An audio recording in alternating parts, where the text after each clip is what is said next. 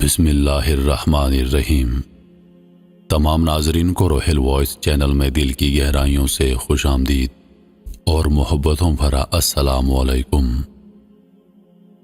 ناظرین، جنات کی سیریز میں ایک اور ایپیسوڈ آپ کی خدمت میں پیش کرتا ہوں۔ جنات کے بارے میں ہر کسی نے سنا بھی ہوگا اور کچھ نہ کچھ پڑھا بھی ہوگا، اور کچھ نے تو کہانیوں میں تو جنات کے بارے میں ضرور پڑھا ہوگا کہ کہیں کوئی جن کسی شہزادی کو اٹھا کر لے جاتا ہے تو کہیں کسی کو کچا چبا ڈالنے کی بات کرتا ہے۔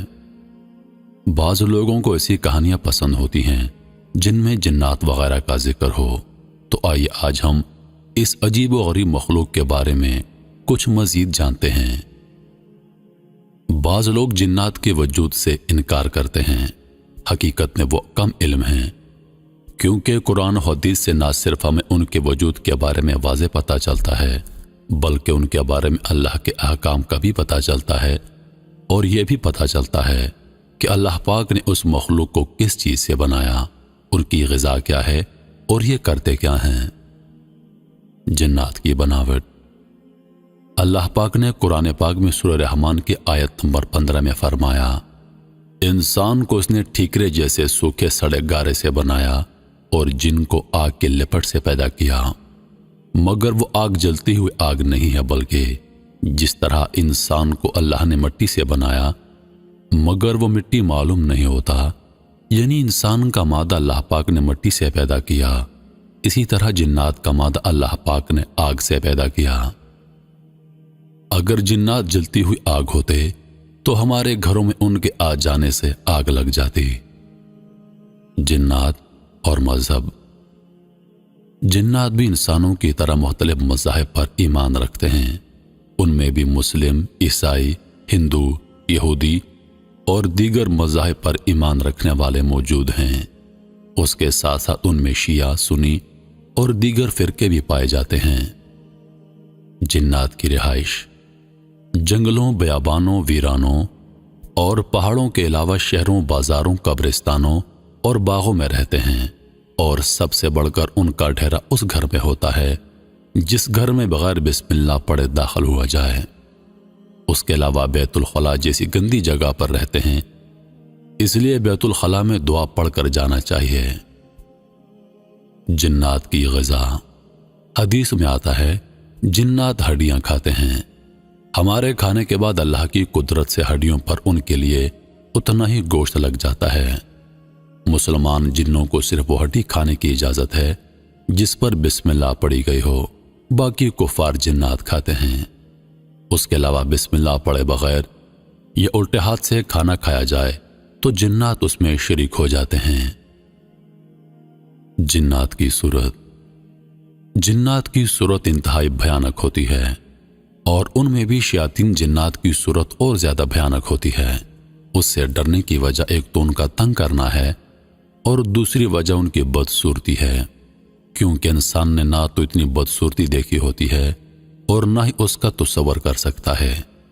اس لیے جب اتنی زیادہ بدصورتی اچانک نظر آتی ہے تو وہ انسان کے برداشت سے باہر ہو جاتی ہے، اور انسان اس کی تاب نہیں لا سکتا اور بے ہوش ہو جاتا ہے۔ جنات کی قوت۔ بے شک اللہ پاک نے جنات کو بہت زیادہ طاقتور بنایا ہے، اور یہ وہ کام آسانی سے کر لیتے ہیں جو انسان کے بس کی بات نہیں۔ مثلا بھیس بدل کر انسان یا کسی جانور کی شکل اختیار کر لینا، بھاری سے بھاری چیز کو چند لمحات میں ایک جگہ سے دوسری جگہ پہنچانا، دور دراز سے خبریں لانا۔ جس کام کو انسان سالوں میں کرتا ہے اسے جنات دنوں میں کرتے ہیں۔ جنات اور فرشتے۔ بعض لوگ جن اور فرشتے کو ایک ہی مخلوق سمجھتے ہیں، حالانکہ ان میں 3 فرق ہیں۔ فرشتے نور سے بنائے گئے ہیں، جبکہ جنات کو آگ سے پیدا کیا گیا ہے۔ جنات کو انسانوں کی طرح اختیار ہے کہ جو چاہیں نیکی اختیار کریں یا چاہیں تو بدی اختیار کریں، جبکہ فرشتوں کو یہ اختیار نہیں، وہ صرف وہی کام کرتے ہیں جن کاموں کو اللہ کی طرف سے انہیں حکم دیا جاتا ہے۔ فرشتے نہ کھاتے ہیں نہ پیتے ہیں، اور نہ ان کی اور قسم کی خواہشات ہیں، جبکہ جنات کھاتے پیتے ہیں اور خواہشات رکھتے ہیں۔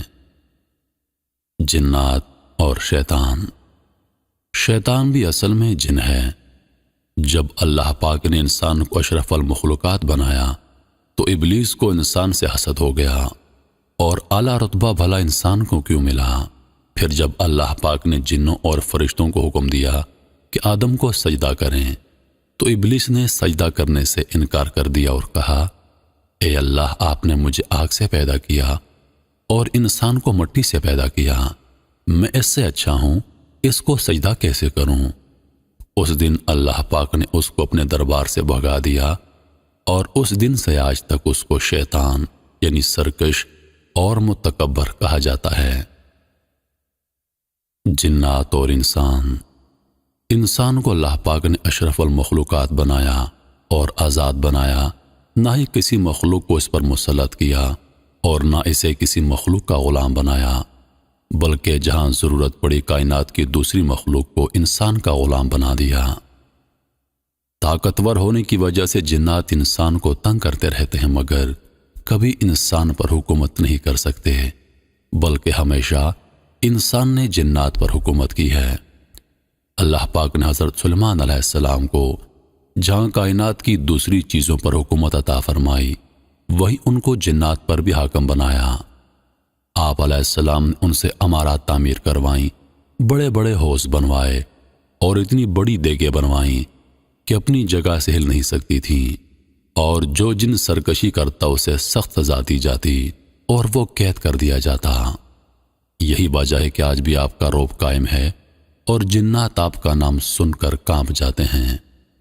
جب سلیمان علیہ السلام کا انتقال ہوا، اس وقت بھی جنات کام میں مصروف تھے، اور سلیمان علیہ السلام اپنی لاٹھی کے ساتھ ٹیک لگائے ان کی نگرانی کر رہے تھے کہ آپ کا انتقال ہو گیا۔ نہ جانے کتنا عرصہ آپ کا جسم یوں ہی لاٹھی کے سہارے کھڑا رہا، اور جنات یہ سمجھ کر کام کرتے رہے کہ شاید آپ نگرانی کر رہے ہیں۔ آخر آپ کی لاٹھی کو دیمک کھا گئی اور آپ کا جسم گر پڑا، اور جنات نے اس وقت سمجھ لیا کہ آپ کا انتقال ہو گیا ہے، ورنہ پتہ نہیں کتنا عرصہ اور جنات کام کرتے رہتے ہیں۔ جنات کی دشمنی۔ انسان اور شیطان جنات کی پیدائشی دشمنی ہے اور قیامت تک رہے گی، کیونکہ یہ شیاطین اپنی بے عزتی اور ذلت و خواری کا ذمہ دار انسان کو سمجھتے ہیں کہ نہ انسان پیدا ہوتا، نہ عزت پا کر اشرف المخلوقات بنتا، نہ انہیں انسان کو سجدہ کرنے کا حکم ملتا، نہ وہ انکار کرتے، اور نہ انہیں ذلیل کر کے اپنے دربار سے نکالا جاتا۔ ہمیشہ کی دشمنی نبھانے کے لیے شیطان جنات نہ صرف انسان کو ذہنی اور جسمانی تکالیف پہنچاتے ہیں، بلکہ حد تو یہ ہے کہ انسان کو اپنے رب اور دین سے بھی پھیرنے کی کوشش کرتے ہیں، تاکہ انسان نہ دنیا کا رہے اور نہ آخرت کا۔ شیطان کا لشکر۔ انسان کو راہ رات سے ہٹانے کے لیے شیطان جنات بڑے منظم انداز میں کام کرتے ہیں۔ اس کام کے لیے شیطان نے باقاعدہ فوجیں تشکیل دی اور اپنا تخت سمندر پر بچھایا، جہاں ان کے باقاعدہ اجلاس بلائے جاتے ہیں، اور شیطان جنات کا سردار ابلیس لعین اپنے چیلوں کو نئے نئے حکم دیتا ہے، اور یہ بھی غور کیا جاتا ہے کہ آدم کی اولاد کو کس طرح تباہ کیا جا سکتا ہے۔ ان اجلاسوں میں اچھی کارکردگی دکھانے والوں کو ابلیس اپنے پاس بٹھاتا ہے اور ان کی تعریف کرتا ہے۔ جنات کی شرارتیں۔ شیطان جنات انسان کے پیدائشی دشمن ہیں اور انسان کو ذہنی اور جسمانی طور پر طرح طرح سے تنگ کرتے ہیں۔ مثال کے طور پر انسان کو راستے سے بھٹکانا، گھروں میں راتوں کو آگ لگانا، بیماری پھیلانا، موت کے وقت کلمہ سے روکنا، نماز میں تنگ کرنا، دلوں میں وسوسے پیدا کرنا، خواب میں انسان کو تنگ کرنا، انسان پر سوار ہو جانا، انسان کی ضرورت کی اشیاء چوری کرنا، تنگ کرنے کے لیے چیزوں کو ادھر ادھر کر دینا، انسان کو رکھی ہوئی چیزوں اور کام بھلا دینا، خاص کر نیکی کے کاموں کو، انسانوں میں بدگمانیاں پیدا کر کے آپس میں لڑا دینا، جنات کی بے بسی۔ اللہ تعالیٰ نے جہاں جنات کو انسان سے کہیں زیادہ اور عجیب و غریب صلاحیتیں عطا فرمائیں، وہیں ان کے لیے ایک حد مقرر فرما دی کہ اس حد سے آگے جانے کی اجازت نہیں، اور وہاں آ کر وہ بے بس ہو جاتے ہیں، اور ان میں 3 بڑی اہم ہیں۔ اللہ پاک نے معجزات صرف انبیاء کرام علیہ السلام کو عطا فرمائے۔ جنات معجزات نہیں دکھا سکتے۔ جنات محمد صلی اللہ علیہ وآلہ وسلم کی مبارک صورت نہیں بنا سکتے، نہ اصل میں اور نہ خواب میں۔ جنات آسمان کی خبریں نہیں لا سکتے، جبکہ پہلے جنات کو یہ اختیار حاصل تھا کہ آسمان سے باتیں سن کر زمین پر آ کر انسانوں کو کہتے تھے کہ آج یہ بات ہونے والی ہے، اور جب وہ کام ہو جاتا تو انہیں گمراہ کرتے اور اللہ پاک سے دور کرتے۔ مگر اب اللہ نے آسمان کے تاروں کی ذمہ داری لگا دی ہے، جو شیطان کو آسمان کی طرف آتا دیکھ کر ان کا پیچھا کرتے ہیں اور انہیں واپس بھگا دیتے ہیں۔ اس کا ذکر سورہ جن میں آیا ہے۔ یہ اللہ کا انسانیت پر احسان ہے کہ جنات کو ان 3 باتوں پر اختیار نہیں، ورنہ یہ انسانوں کو معجزے دکھا کر آپ علیہ السلام کی صورت دکھا کر یا آسمانی باتیں بتا کر گمراہ کرنے میں وہ کام کر دکھاتے کہ انسان پھنس کر رہ جاتا۔ تو یہ تھا میرے محترم عزیز دوستو جنات کی سیریز کا ایک اور ایپیسوڈ۔ امید کرتا ہوں کہ ویڈیو آپ دوستوں کو پسند آئی ہوگی۔